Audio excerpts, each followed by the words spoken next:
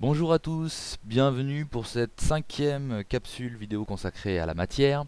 Alors aujourd'hui nous allons nous intéresser tout particulièrement donc à l'air qui va nous servir de base déjà pour comprendre ce qui nous entoure bien sûr et de nous servir de base par rapport au nouveau système de modélisation que nous avons vu ensemble. Donc voir exactement comment il est possible de modéliser cet air au sein duquel nous vivons. Alors, ne perdons pas trop de temps.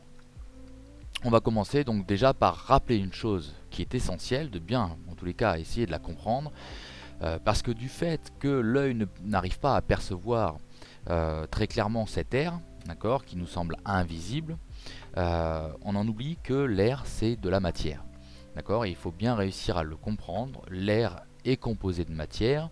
Alors, on en a des exemples assez faciles en fait quand on y réfléchit. Par exemple ici j'ai pris une situation que vous avez peut-être déjà expérimentée. Vous passez la main par la fenêtre de la voiture, alors faites très attention quand même, hein, on fait attention sur la route, pas vous faire arracher un bras, mais vous avez déjà peut-être fait l'expérience et avez ressenti que l'air que votre main rencontre à cause de la vitesse applique une force sur votre main. C'est-à-dire quelque chose semble pousser sur votre main, vous sentez une résistance qui est d'autant plus grande que vous allez vite. Alors cette sensation là, même sans être dans une voiture, hein, il suffit de remuer votre main au milieu de l'air devant vous et vous allez ressentir sur votre peau cette sensation d'être en train de toucher quelque chose malgré le fait que vous ne le voyez pas. Ça, ce sont les premières traces du fait que nous sommes bien en train de parler de quelque chose de matériel. Vu qu'il y a un toucher, que vous avez une sensation de toucher, c'est bien que votre main touche quelque chose, même si vous ne le voyez pas. Alors évidemment, donc l'air est composé de matière. Nous allons voir exactement quelle matière. Alors, donc on va faire un topo un petit peu de ce qui existe dans cet air qui nous entoure. Alors évidemment, première chose que l'on peut remarquer, en tous les cas c'est quelque chose que vous savez a priori, l'air est constitué de gaz. D'accord. Si l'on réfléchit en termes d'état de la matière, on se rend bien compte que l'air n'est ni un solide ni un liquide, heureusement pour nous. C'est donc un gaz. Alors, en réalité, c'est un petit peu un défaut de dire cela comme ça, un défaut de langage, car l'air n'est pas un gaz. L'air, en réalité, est un mélange de gaz, de plusieurs gaz, dont certains sont essentiels, d'autres un petit peu moins, selon les conditions, et nous allons voir exactement quels sont les rôles de ces gaz et comment ils interviennent dans notre quotidien. Alors, pour commencer, donc au niveau de la composition, on va rester d'un point de vue macroscopique. D'accord. Je rappelle, macroscopique, c'est uniquement les choses telles que le corps humain peut les percevoir. Donc on va parler des gaz en tant que tels, pas encore de ce qui les constitue. Alors, dans ce qui constitue l'air, d'accord, ce mélange que l'on appelle l'air, qui nous entoure, on va retrouver un certain nombre de gaz, donc vraiment une quantité de gaz différents assez important, mais dont nous allons voir que les proportions ne sont, elles, pas du tout égales. Et comme vous pouvez le voir déjà ici, en fait, on va retrouver, donc là, vous avez donc un diagramme circulaire donc, qui représente 100% si je fais tout le tour, et donc chaque portion représente un gaz différent. Là, on voit, alors c'est peut-être un mot que vous avez déjà rencontré, en tous les cas entendu, c'est le mot azote, donc c'est, vous le voyez, un des constituants principaux de ce qu'est l'air. D'accord. Et vraiment, vraiment en très grande proportion, en fait, ce que l'on appelle l'air est en grande proportion constitué de cet azote, qui représente environ 78% donc, du volume d'air qui nous entoure. Ensuite, on va trouver un autre mot qui vous est encore plus connu que celui-ci, certainement, donc l'oxygène. On y reviendra. Donc, qui lui représente 21% de cet air qui nous entoure. Donc, vous voyez que déjà, rien qu'avec ces deux gaz-là, 78 plus 21, on arrive à 99% de ce qui constitue l'air. Puis vient ce 1% d'autres gaz. Alors, dans ces gaz, vous allez reconnaître certains noms. Le troisième principal que l'on rencontre après l'azote et l'oxygène, qui fait partie de ces 1%, va être l'argon. Alors l'argon, c'est pas forcément un nom que vous avez déjà entendu parler. C'est un gaz que l'on appelle un gaz noble qui fait partie de la famille des gaz tels que l'hélium ou le néon, ce genre de gaz là. Là pour le coup vous avez peut-être déjà entendu parler. Donc l'argon est un gaz noble donc qui fait partie de ces 1% qui composent l'air. Ensuite nous allons trouver un nom assez connu, la vapeur d'eau, d'accord, qui rentre aussi dans ces 1% là des autres gaz. Donc cette vapeur d'eau a un pourcentage dans l'air qui change en fonction de l'endroit où vous êtes sur Terre, de la période de l'année, d'accord. Quand on dit qu'il fait sec, que c'est sec, le temps est sec ou que le temps est humide, en fait ce que l'on dit c'est que euh, cette, euh, ce taux de vapeur d'eau dans l'air varie, d'accord. Il peut varier, même parfois il peut dépasser ce pourcent là, donc en termes de volume. Mais en règle générale, nous, à notre niveau, dans notre latitude, longitude, on a ce pourcentage donc d'air qui est inférieur à 1%. On va retrouver également du CO2, d'accord, le dioxyde de carbone dont vous avez déjà entendu parler, et tout un tas d'autres gaz dont nous parlerons en temps voulu. D'accord. Donc ce que vous devez retenir là, à cette étape-là déjà, quand vous regardez ça, c'est qu'en fait l'air, on peut considérer, d'accord, vu que ce petit pourcent des autres gaz est négligeable, que l'air est constitué en grande partie d'azote et d'oxygène. Voilà. Et d'ailleurs, c'est ce que nous retiendrons. Nous retiendrons de façon simplifiée, d'accord, en n'oubliant pas que ce n'est pas tout à fait le cas, que ce n'est pas tout à fait exact. Malgré tout, on va retenir ça, nous, au niveau du collège, c'est que la composition de l'air, c'est grosso modo 80% d'azote et 20% d'oxygène. D'accord. Donc ça n'est pas tout à fait exact, mais on voit qu'on n'est pas très loin de la réalité. On a 100% d'air qui est composé de 80% d'azote, 20% d'oxygène. On ne tient pas compte des autres gaz dans la composition. D'accord. Alors on reviendra sur ces autres gaz parce qu'on va voir qu'en réalité c'est bien pratique de retenir ça, cette version simplifiée, mais heureusement qu'il existe d'autres gaz parmi ces 1% qui ont un rôle vraiment essentiel dans notre quotidien, dans notre existence. Bien, maintenant qu'on a vu ce qu'est l'air en termes matière, en termes macroscopiques, maintenant ce qui nous intéresse, c'est de savoir comment nous allons modéliser tout ça. Donc, modélisation microscopique, on commence à avoir l'habitude. Donc comment je vais réussir à représenter cet air si je devais le représenter? Alors en fait c'est extrêmement simple, il faut encore une fois, vu que c'est un modèle, se fixer un code avec nos formes et nos couleurs pour chacune des substances que l'on va rencontrer dans ce mélange. Donc première substance que l'on va rencontrer, par exemple je vais prendre le bleu, je vais faire un petit carré bleu et je vais dire que ce petit carré bleu va représenter, donc hop, un petit carré bleu, je vais dire qu'il va représenter une particule du gaz azote. D'accord, on vient de voir, on va considérer uniquement deux gaz, l'azote et l'oxygène. Les autres étant tellement en traces vraiment infimes, on va faire comme s'ils n'existaient pas, en tous les cas dans le modèle simplifié. Donc encore une fois, souvenez-vous, une modélisation, c'est on simplifie la réalité autant que possible pour rendre la chose exploitable au niveau du dessin et puis de la compréhension. Donc en carré bleu, je vais dire que c'est une particule d'azote. Et je vais dessiner par exemple en rouge. Vous verrez que bon, le codage en réalité je le fais pas au hasard, c'est parce qu'en règle générale on choisit ces couleurs là, vous verrez pourquoi. Mais ça aurait pu être n'importe quoi. Dans ce code là, dans la modélisation telle que on la travaille pour l'instant, ce code vous pouvez choisir n'importe lequel. Du moment que vous définissez bien avant de faire votre schéma quel est le code que vous utilisez. Donc choisis, ça c'est une particule d'azote, ça va être une particule d'oxygène, vous l'avez compris. Les deux gaz qui composent principalement mon air. Voilà, j'ai défini mon code. Particule bleue, particule carré comme ça bleu représente une particule d'azote et un carré rouge une particule d'oxygène. Et maintenant je vais essayer de représenter un petit volume d'air. Évidemment Je ne vais pas représenter toutes les particules d'azote et d'oxygène que contient l'air qui entoure la Terre. C'est juste inconcevable, bien sûr, mais rien ne m'empêche d'imaginer dans ma tête, j'isole un petit volume d'air et je regarde ce qu'il y a dedans. Donc c'est ce que je vais faire.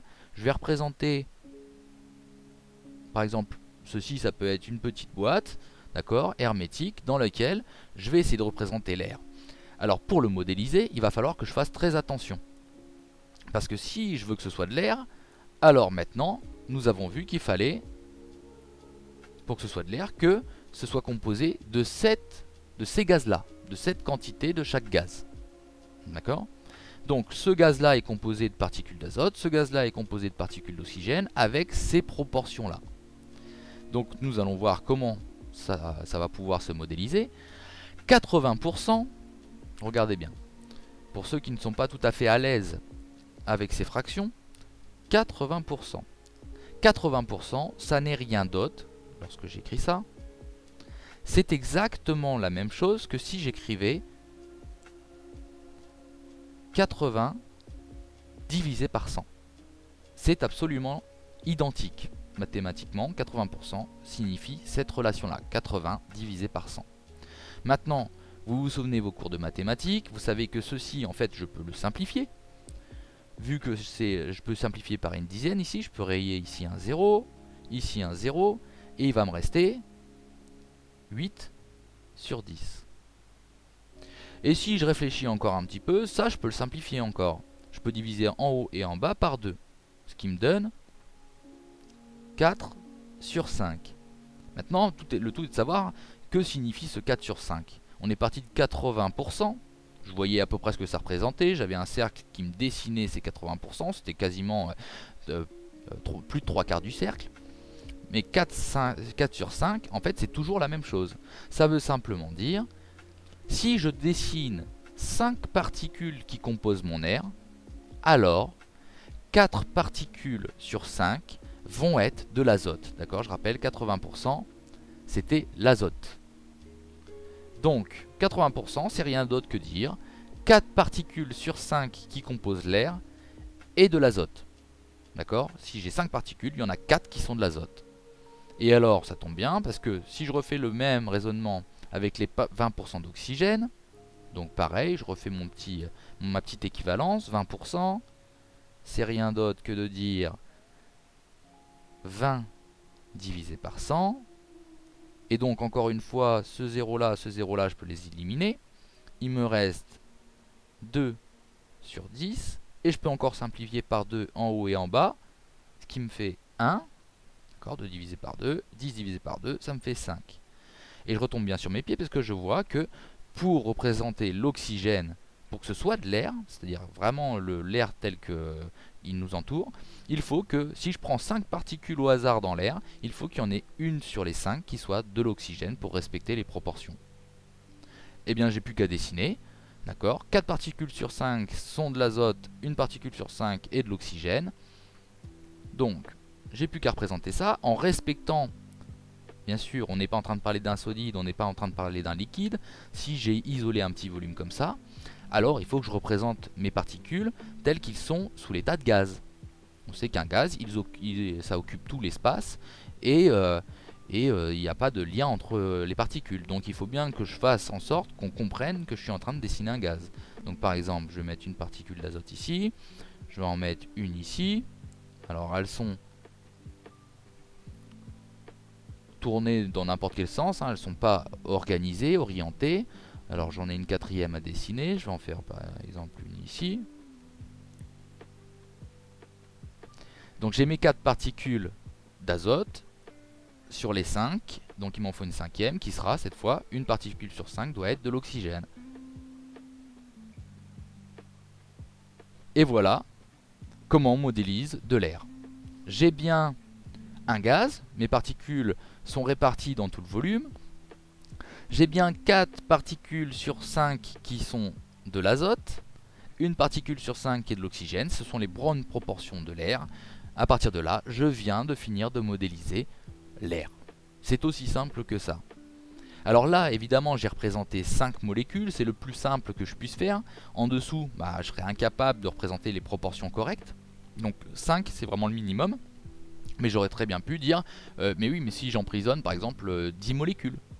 Alors si j'emprisonne 10 molécules, en fait c'est tout simplement que je double le nombre de molécules, mais les proportions restent les mêmes.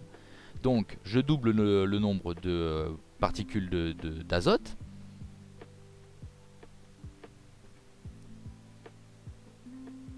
Donc j'en rajoute 4 autres. Encore une fois dans tous les sens, ça occupe tout le volume. Je vais en remettre une ici. Et je double le nombre de particules d'oxygène pour que les proportions soient toujours bonnes. Donc j'en rajoute une seule. Et là, c'est encore de l'air qui est modélisé. J'ai bien 2 particules sur 10. C'est ce qu'on avait ici, ce qui correspond à 1 sur 5. D'accord? Il faut toujours faire en sorte de respecter les proportions. Et ce serait pareil, si je voulais représenter 20 particules, j'enferme, je recrée un petit dessin, un petit modèle comme ça dans lequel je dessine 20 particules. Alors il faut absolument que je fasse attention que 4 particules sur 5 soient du diazote, enfin de l'azote. Donc 4 particules sur 5, ça veut dire 8 sur 10, ça veut dire 16 sur 20. Il faudrait que j'en dessine 16 en bleu. Et 1 sur 5, ça veut dire 2 sur 10, ça veut dire 4 sur 20. Il faudrait que je dessine 4 particules rouges, si j'avais 20 particules. Je pense que vous avez compris l'idée. D'accord? Donc toujours bien réfléchir au nombre de chaque particule que je dois faire dans ce modèle simplifié de l'air, en faisant attention de représenter un gaz, c'est-à-dire des particules qui sont partout et qui ne sont pas ordonnées, ni organisées, ni liées. D'accord? Alors là, ce qui est difficile un petit peu à représenter, c'est le fait que ce soit un mélange homogène. D'accord? Les particules d'oxygène et d'azote ne sont pas chacune d'un côté, elles sont bien réparties l'une dans l'autre, dans un mélange homogène. Bien sûr, quand on a que 2 particules d'oxygène, c'est difficile de bien représenter le côté homogène. Mais on essaye d'en mettre une d'un côté, une de l'autre, pour qu'on comprenne qu'elles ne sont pas l'une avec l'autre. D'accord? Donc toutes ces petites choses-là, il faut y penser. L'air est un gaz, un mélange de gaz, donc je dois représenter de la matière à l'état de gaz.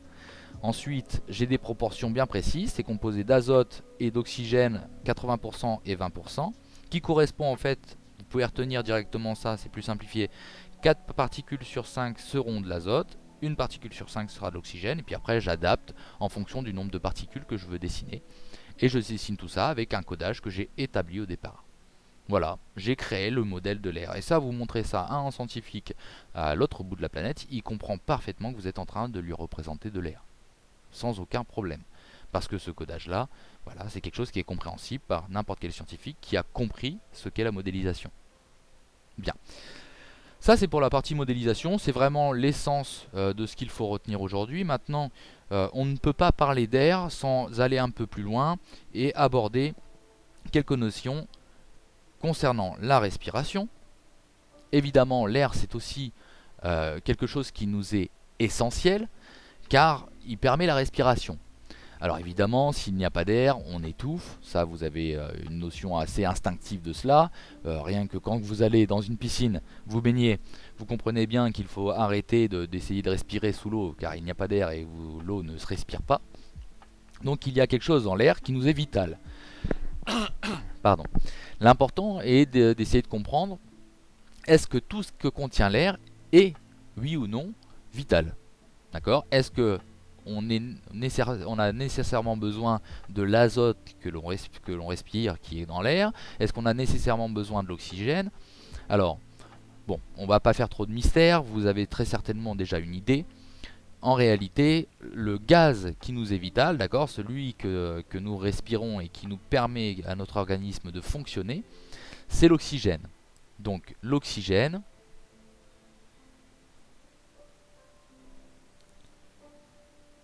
c'est le gaz vital pour la respiration. C'est vraiment lui que le corps cherche à récupérer quand il respire. Il va, vos poumons, donc l'air rentre dans vos poumons, et à l'intérieur de vos poumons se fait un espèce de tri chimique, d'accord, vos poumons ont ce rôle-là, de trier les particules de matière qu'il y a dans l'air. Alors je rappelle qu'il n'y a pas que de l'oxygène, il y a de l'azote, il y a de l'argon, il y a du dioxyde de carbone, de la vapeur d'eau, il y a plein d'autres gaz, le néon, le krypton, enfin tout un tas de gaz. Et là-dedans, lui, ce qu'il veut récupérer, c'est l'oxygène. Et il est capable de faire ça.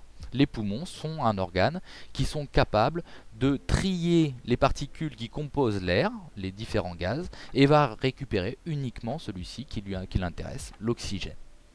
Et c'est lui qui absolument doit euh, être dans l'air pour nous permettre la respiration. Alors évidemment les autres gaz, nous les inspirons, d'accord. Quand nos poumons se remplissent, c'est pas nos narines qui font le tri, tout rentre dans nos poumons. Et c'est seulement à l'intérieur des poumons que va se faire le tri et que l'oxygène est récupéré, les particules d'oxygène sont récupérées et distribuées dans l'organisme, toutes les autres particules sont rejetées au moment de l'expiration. D'accord. Donc ça, c'est vraiment un élément essentiel. Voilà, bien retenir que ce que l'on respire dans l'air, c'est l'oxygène. Alors après, juste pour l'information personnelle, mais ce sont des choses que vous reverrez certainement en SVT, certains organismes vivants, eux, respirent alors de l'oxygène pour grand nombre, d'autres vont respirer d'autres gaz. Par exemple, c'est le cas des plantes qui, pendant une certaine phase de la journée, ne respirent pas de l'oxygène, mais au contraire respirent du dioxyde de carbone. D'accord. Donc eux, ce qu'ils vont chercher dans l'air, ça va être les particules de dioxyde de carbone. Bien. Alors que nous, c'est exactement les particules que l'on rejette. Nous en reparlerons à une autre occasion. Donc bien retenir, l'oxygène qui compose l'air, c'est vraiment ces particules-là dont se sert notre organisme pour respirer. Bien.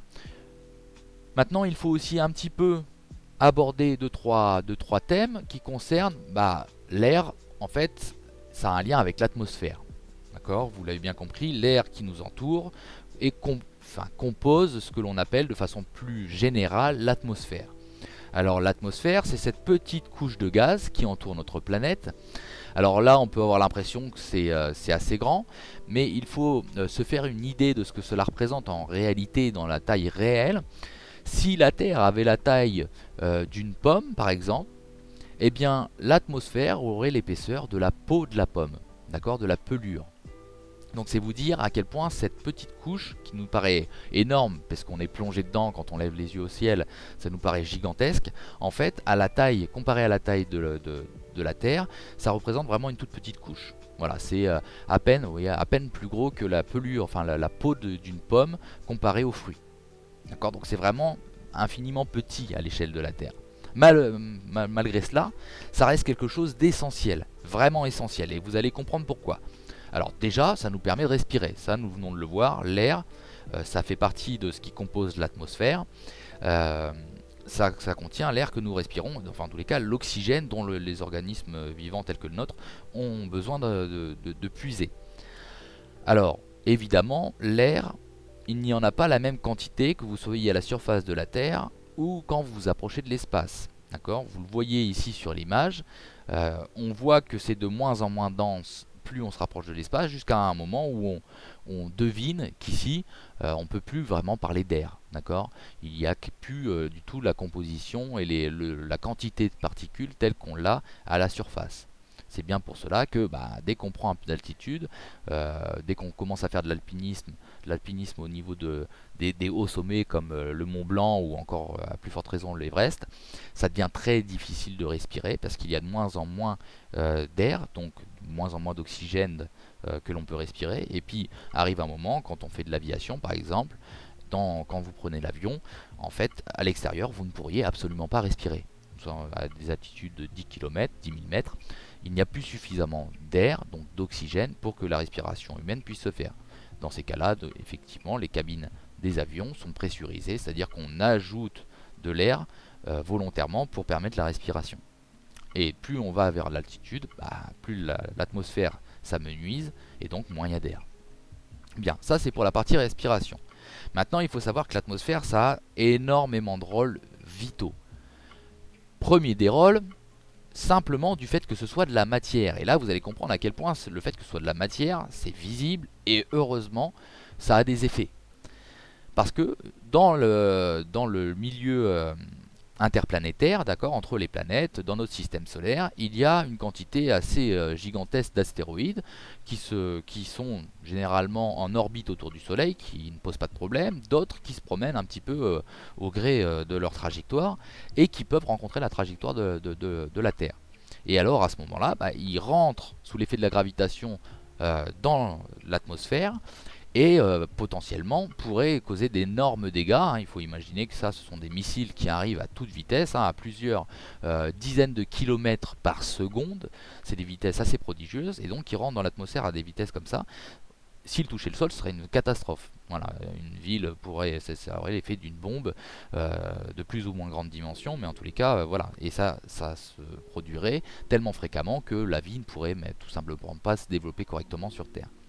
Heureusement pour nous, l'atmosphère est une barrière de protection. La matière qui constitue l'atmosphère, d'accord, qui constitue grossièrement toutes ces gaz qui entourent la planète, en fait, avec leur vitesse, ces morceaux de roche, qu'on appelle des astéroïdes, vont subir des frottements tellement intenses, vu qu'ils arrivent à une telle vitesse, ils vont subir des frottements tellement intenses sous l'effet de cette matière qu'ils rencontrent, un peu comme votre main, comme on parlait tout à l'heure, la main par la fenêtre, sauf que c'est pas à quelques dizaines de kilomètres heure, cette fois on est en train de parler de dizaines de kilomètres par seconde. C'est des vitesses faramineuses, et donc arrivé à ces vitesses-là, l'effet de cette matière sur le rocher est suffisante pour les faire éclater, les disloquer et les faire brûler. Tout simplement, la roche va se mettre à brûler et à se décomposer, à carboniser dans l'atmosphère avant de toucher le sol terrestre. Et c'est quelque chose qu'en fait qui paraît impressionnant, et pourtant vous en avez tous déjà vu. C'est ce qu'on appelle les étoiles filantes. D'accord, une étoile filante, quand on voit une étoile filante, c'est rien d'autre qu'un de ces astéroïdes, plus ou moins gros, qui vient de se consumer entièrement dans l'atmosphère avant de toucher le sol. Voilà. Donc heureusement qu'existe cette atmosphère et cette air qui nous protège de ces chutes d'astéroïdes. Sans quoi, encore une fois, la vie n'existerait tout simplement pas, hein. On serait bombardé en permanence par ce type de rocher qui toucherait le sol et qui détruirait tout et qui empêcherait des civilisations de se former. Deuxième effet, là on retrouve un des gaz qui faisait partie des 1% qu'on a un petit peu négligé tout à l'heure dans la composition de l'air. En fait, dans l'air, on retrouve une certaine proportion d'ozone, vraiment très très petite. C'est environ 0,0000001%. Autant dire que l'on ne considère pas ce pourcentage.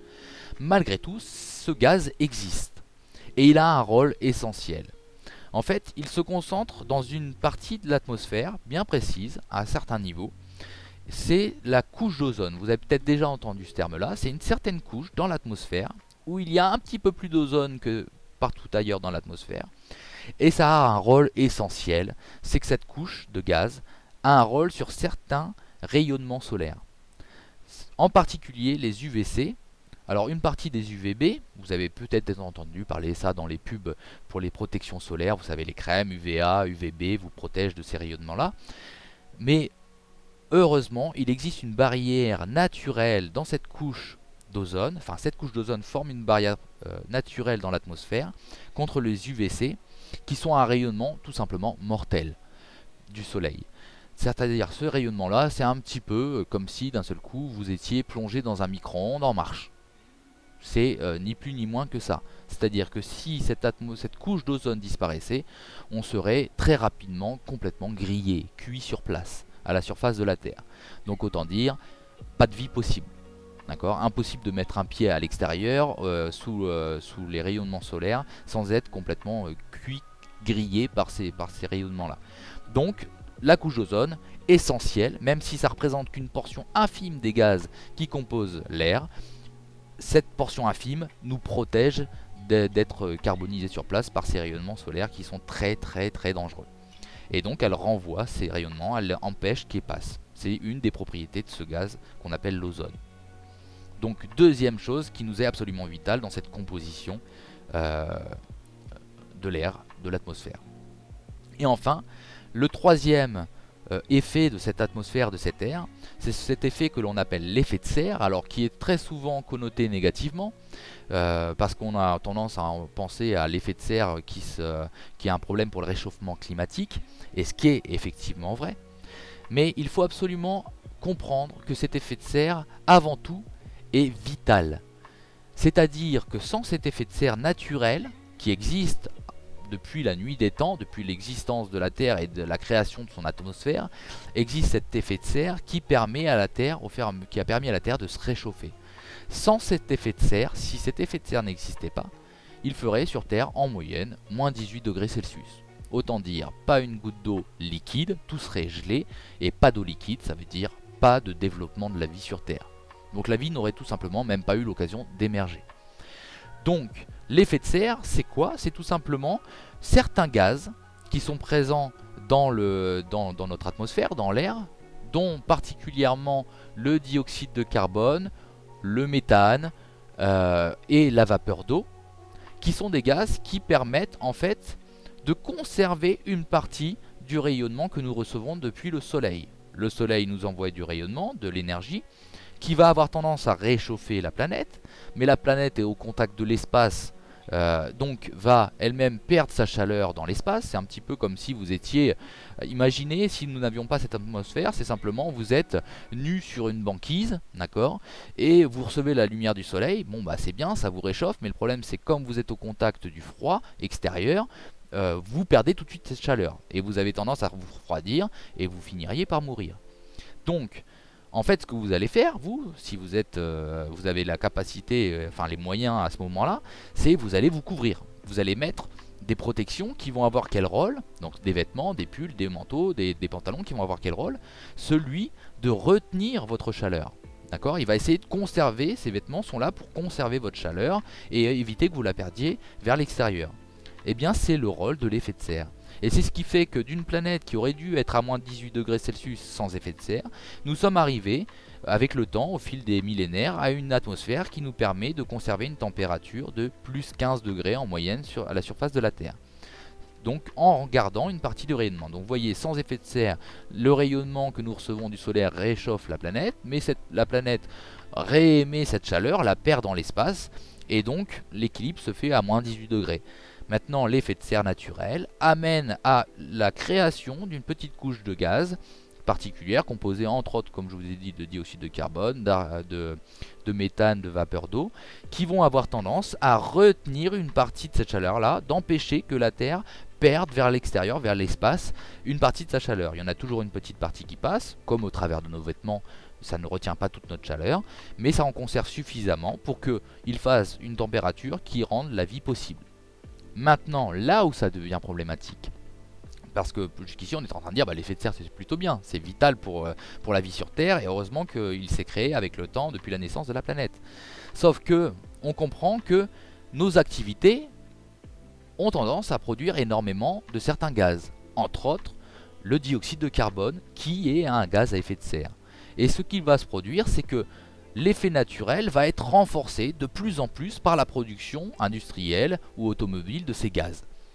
Et ça va être un petit peu comme si, là on a notre Inuit ici par exemple pour représenter le fait qu'on ait besoin de retenir sa chaleur, mais imaginons que cet Inuit, on lui rajoute encore 2 fois la quantité de vêtements qu'il a sur lui là. Et une 3e fois, et une 4e fois, une 5e fois, une 6e fois, enseveli complètement sous ces couches de vêtements, arriverait un moment où le fait qu'il retienne sa chaleur devient le problème. Le fait qu'il ne renvoie pas la chaleur vers l'extérieur, au moins une petite partie, fait qu'il va monter en température, jusqu'à ce que son corps ne survive pas à la température qui sera le sien. Et il y aura la mort à l'arrivée. Et bien c'est un peu pareil. Le gros problème que nous rencontrons avec ces problèmes de gaz à effet de serre, c'est qu'ils renforcent l'effet de serre naturel, qu'il rajoute encore cette couche qui retient la partie d'énergie qui est censée être renvoyée vers l'espace, et donc ça en renvoie de moins en moins, l'énergie est conservée, s'accumule au niveau de la surface de la Terre, et ça réchauffe à des températures où la vie n'est pas adaptée, où la vie ne peut pas résister aux températures qui risquent d'être atteintes. Et donc il faut absolument, très rapidement, commencer à éviter de produire ces gaz à effet de serre et tenter de réduire leur quantité dans l'atmosphère pour qu'on en revienne à un équilibre tel que la vie a pu se créer et pas atteindre des équilibres où la vie n'est plus possible.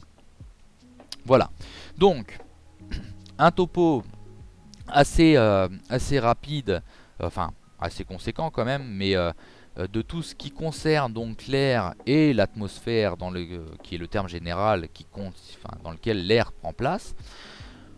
Donc le résumé reviendra surtout sur cette modélisation qui est l'élément important, qui fait écho à ce que nous avons vu jusqu'à présent.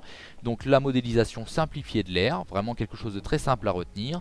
L'air composé à 80% d'azote, 20% d'oxygène dans le modèle simplifié. On retiendra sur tout ça en ne perdant pas de vue que, évidemment, il y a d'autres gaz qui sont essentiels, tels que nous l'avons vu, et qui ont des rôles absolument nécessaires pour la survie de la vie sur la planète. Bien, je vais m'arrêter là. Je vous laisse noter le résumé que je vais faire apparaître. Et je vous dis à très bientôt.